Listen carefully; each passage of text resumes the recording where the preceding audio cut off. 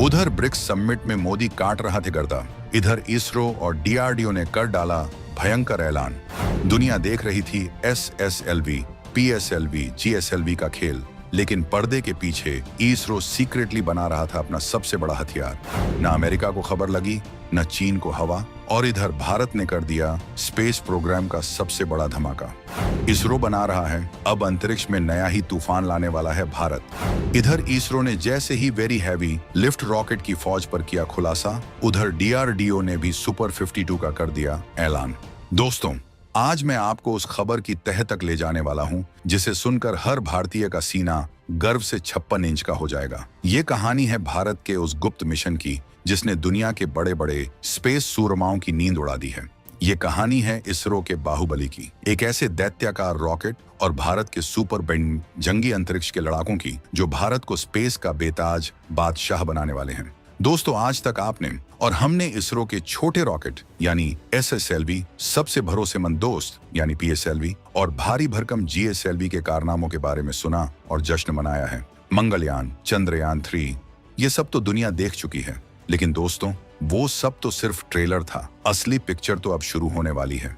इसरो अब खिलौनों से नहीं बल्कि अंतरिक्ष के हाथियों से खेलने की तैयारी कर रहा है। सबसे पहले मैं बात कर रहा हूं एक ऐसे महारॉकेट की, एक ऐसे वेरी हैवी लिफ्ट व्हीकल की जो एक बार में 75,000 किलोग्राम, जी हां, आपने सही सुना, 75 टन का वजन उठाकर अंतरिक्ष में फेंक सकता है। आसान भाषा में समझिए, ये 10 से 12 बड़े बड़े अफ्रीकी हाथियों के वजन के बराबर है।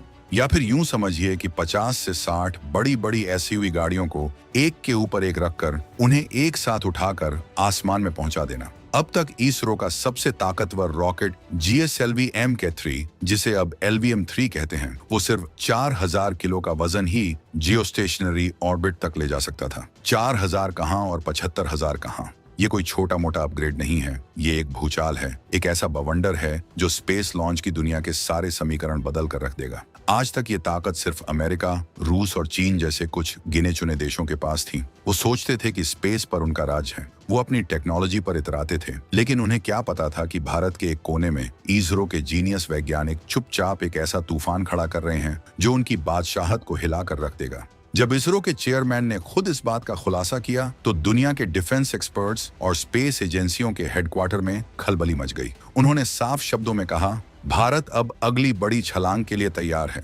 दोस्तों, ये सिर्फ एक रॉकेट नहीं है, ये ऐलान ए जंग है। ये ऐलान है कि अब स्पेस में भारत की मर्जी के बिना पत्ता भी नहीं हिलेगा। भारत माता की जय। लेकिन सबसे बड़ा सवाल ये है कि भारत को अचानक इतने बड़े, इतने ताकतवर रॉकेट की जरूरत क्यों पड़ गई? हमारे पास तो पीएसएलवी और जीएसएलवी जैसे भरोसेमंद रॉकेट थे ही जो हमारा काम बखूबी कर रहे थे। तो फिर ये 75 टन वाला बाहुबली क्यों? इसके पीछे एक नहीं बल्कि कई ऐसी वजहें हैं जो आपके होश उड़ा देंगी। क्यों पड़ी इस दैत्य की जरूरत? तो दोस्तों, कुछ समय पहले भारत ने दुश्मन को सबक सिखाने के लिए जो ऑपरेशन सिंदूर लॉन्च किया था, उसने भारत की सैन्य रणनीति को हमेशा के लिए बदल दिया। उस वक्त दुश्मन की हर हरकत पर, उसकी फौज की हर मूवमेंट पर पैनी नजर रखने के लिए हम अपने घरेलू सैटेलाइट्स जैसे कार्टोसैट पर तो निर्भर थे, लेकिन हमें बड़ी मात्रा में विदेशी कमर्शियल सैटेलाइट्स का भी सहारा लेना पड़ रहा था। और दोस्तों, जंग के मैदान में यही हमारी सबसे बड़ी स्ट्रेटेजिक कमजोरी थी, क्योंकि किसी भी जंग में जानकारी ही सबसे बड़ा हथियार होती है। दुश्मन की फौज कहाँ मूव कर रही है, उनके बेस कहाँ हैं, उनके हथियार कहाँ छिपे हैं, ये सब रियल टाइम में जानना जीत और हार का फैसला करता है। इसे मिलिट्री की भाषा में ODA लूप कहते हैं, यानी ऑब्जर्व, ओरिएंट, डिसाइड और एक्ट। मतलब यानी देखो, समझो, फैसला लो और एक्शन लो। विदेशी सैटेलाइट पर निर्भरता का मतलब था कि हमारा ODA लूप लंबा हो रहा था, जानकारी मिलने में देरी हो रही थी और जंग के मैदान में एक एक सेकंड की कीमत होती है। हमें अपनी आंखें किराए पर लेनी पड़ रही थी और यहीं से एंट्री होती है भारत के उस मास्टर प्लान की जो दुश्मन की नींद हराम करने वाला है। ORR इसे अंजाम दे रही हैं भारत की दो एजेंसियां, यानी DRDO और इसरो, जिसमें इसरो एक ऐसे दैत्याकार रॉकेट को अंदाज में दे रहा है जो भारत को स्पेस की दुनिया का शहंशाह बना देगा। इस रॉकेट का कोड नेम है एनजीएलवी यानी नेक्स्ट जनरेशन लॉन्च व्हीकल। लेकिन इसरो के वैज्ञानिक इसे एक और शक्तिशाली नाम दे रहे हैं, सूर्य। ये कोई मामूली रॉकेट नहीं है, ये भारत का अब तक का सबसे बड़ा, सबसे ताकतवर और सबसे खतरनाक लॉन्च व्हीकल होने वाला है। जरा इसके आकार का अंदाजा लगाइए। इसकी ऊंचाई होगी 93 मीटर यानी करीब करीब 30 मंजिला इमारत जितनी ऊंची। ये हमारे मौजूदा बाहुबली रॉकेट LVM-3 से 2 गुने से भी ज्यादा ऊंचा है। और इसकी ताकत का आलम यह है कि ये 75 टन के पेलोड को लो अर्थ ऑर्बिट में और 25 टन के पेलोड को जियो स्टेशनरी ट्रांसफर ऑन ऑर्बिट में फेंक सकता है, जहां हमारे कम्युनिकेशन सैटेलाइट्स काम करते हैं। लेकिन सूर्य की सबसे बड़ी खासियत है इसकी रियूजेबिलिटी, यानी इसे बार बार इस्तेमाल किया जा सकता है। इसका पहला स्टेज लॉन्च के बाद समंदर में नहीं गिरेगा, बल्कि वापस धरती पर लैंड करेगा, ठीक वैसे ही जैसे स्पेसएक्स के फाल्कन 9 रॉकेट करते हैं। एक ही पहले स्टेज को 15 से 20 बार इस्तेमाल किया जा सकेगा। इसका मतलब है कि लॉन्च की कीमत जमीन पर आ जाएगी। जो लॉन्च आज हजारों करोड़ में होता है, वो कुछ 100 करोड़ में हो जाएगा। ये एक गेम चेंजर है। ये भारत को वो ताकत देगा जिससे वो जब चाहे, जितने चाहे सैटेलाइट्स लॉन्च कर सकता है, वो भी बेहद कम कीमत पर। ये भारत को एश्योर्ड एक्सेस टू स्पेस यानी अंतरिक्ष तक गारंटीड पहुंच की ताकत देता है। एक ऐसी ताकत जो दुनिया के गिने चुने देशों के पास ही है। लेकिन सवाल अब भी वही है, इस महाबली सूर्य का इस्तेमाल कहां होगा? इसका जवाब सिर्फ एक नहीं,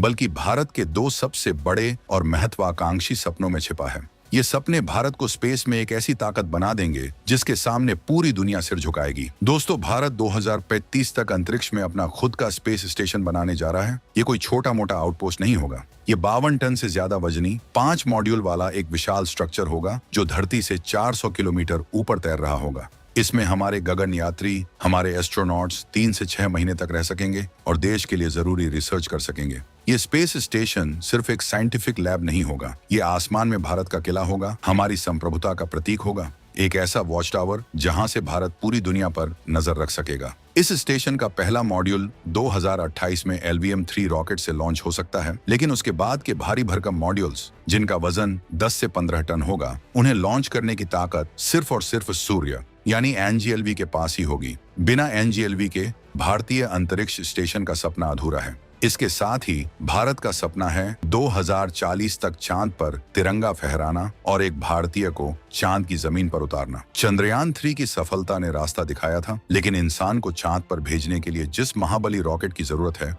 वो एनजीएलवी ही है। यही वो रथ होगा जो पहले भारतीय को चांद तक लेकर जाएगा।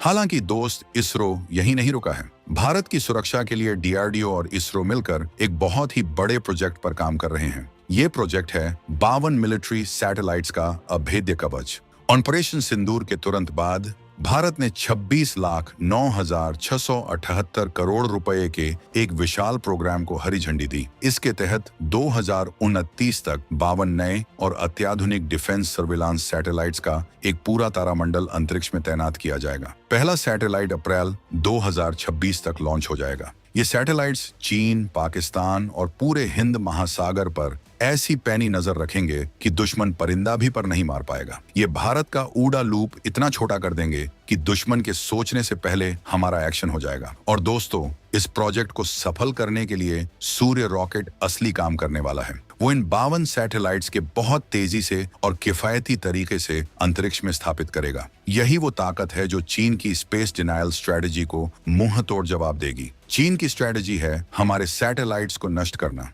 हमारी स्ट्रेटजी है डिटरेंस बाय रेजिलियंस, यानी तुम हमारा एक सैटेलाइट नष्ट करोगे तो हमारा एनजीएलवी उससे कम समय में 2 नए सैटेलाइट लॉन्च कर देगा। तुम हमारे सिस्टम पर हमला करके उसे बेकार करने की कोशिश करोगे, लेकिन हमारा सिस्टम इतना विशाल, इतना मजबूत और इतनी तेजी से खुद को ठीक करने वाला होगा कि तुम्हारा हर हमला बेकार जाएगा। तो आपको क्या लगता है, क्या एनजीएलवी सूर्य भारत को स्पेस का अगला सुपर पावर बना पाएगा? नीचे कमेंट्स में अपनी राय जरूर बताइए।